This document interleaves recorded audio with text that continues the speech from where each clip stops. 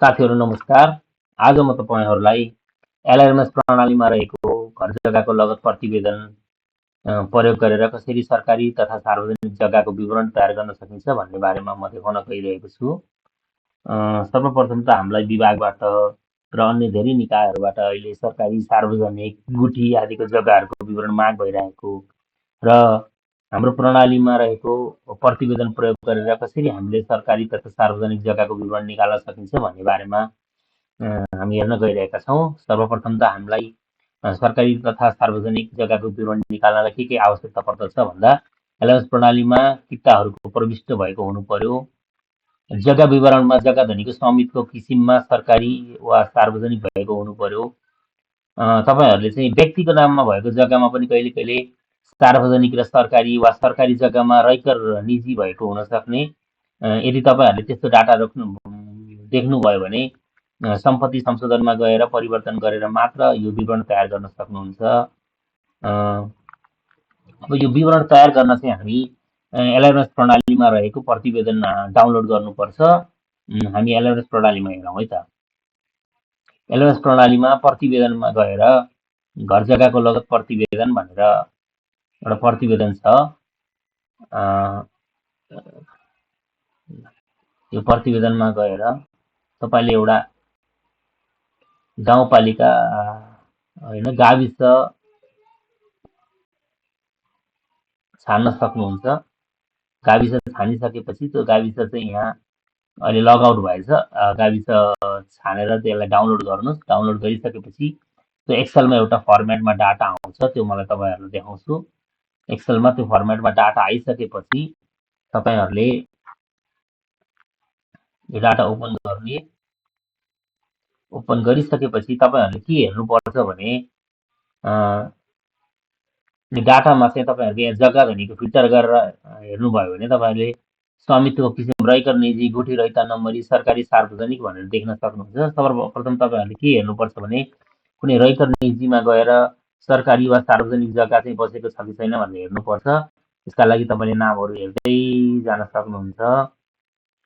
एकचोटि सर हेर्ने, हेरिसकेपछि यसमा चाहिँ सरकारी तथा सार्वजनिक जग्गा चाहिँ छैन जस्तो छ। यसलाई क्यान्सल गरौँ। अब हामी चाहिँ सरकारी सार्वजनिक जग्गा फिल्टर गरेर हेरौँ र यसमा पनि हामीले नेपाल सरकार अथवा स्वास्थ्य चौकीहरू बाहेक कुनै व्यक्तिको जग्गा पनि यसमा कहिले कहिले आएर बसेको हुन्छ, त्यो हामीले एकचोटि हेर्न पर्छ।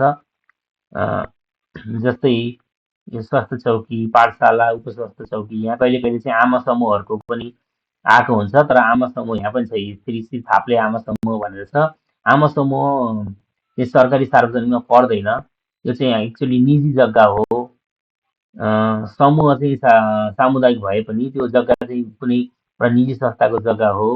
त्यो चाहिँ हामीले हटाउनुपर्छ। यस्तो देख्नुभयो भने तपाईँले चाहिँ श्रेष्ठता हेरेर त्यो श्रेष्ठता अनुसार चाहिँ तपाईँले विद्युतीय अभिलेख संशोधनको सम्पत्ति संशोधन भन्ने मोडुलमा गएर हेर्न सक्नुहुनेछ। र अब हामीले यो गरिसकेपछि तपाईँहरूले यहीँ पनि तपाईँहरूले यसलाई हटाएर निकाल्न सक्नुहुन्छ। यसलाई हटाएर तपाईँहरूले यसलाई कपी गरेर अर्को एउटा एक्सेल कुनै फाइल, नयाँ एक्सेलमा यो बुक भन्ने एउटा एक्सेल छ, एक्सेलमा बनाउनु, एक्सेलमा भएको डाटा फालेर एक्सेलमा तपाईँहरूले फेरि यसलाई कपी र पेस्ट गर्न सक्नुहुनेछ। अब हेर्नुहोस्, हाम्रो एक्सेलमा चाहिँ डाटा तयार भएको छ, सरकारी सार्वजनिक। यस्तै गरेर तपाईँहरूले प्रत्येक गाविसको चाहिँ